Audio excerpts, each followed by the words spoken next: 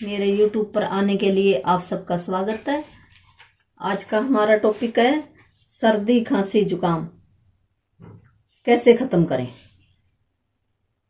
एक बार में सर्दी खांसी जुकाम भी ऐसा मैं टोटका बताऊंगी, इलाज बताऊंगी, दवा बताऊंगी, घरेलू नुस्खा सर्दी खांसी जुकाम का, जो पहले दिन से ही ठीक होना शुरू हो जाएगा। तो इसमें करना क्या, हमने अदरक ले लेनी है, अदरक के टुकड़े चूस लेने हैं, या फिर बाजार से आ जाती है बनी बनाई सूखी अदरक, तो उसको भी हम कूट कर खा सकते हैं, चबा सकते हैं। ये एंटीवायरल है, एंटी बैक्टीरिया है, एंटी इन्फ्लामेटरी है। अदरक के अंदर विटामिन है और मिनरल सारे ही है इसके अंदर। सी भी होता है, प्रोटीन भी है, फैट भी है। अदरक के अंदर सारे गुण ही हैं।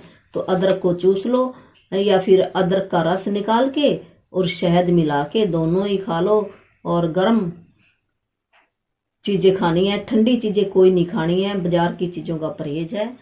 धन्यवाद।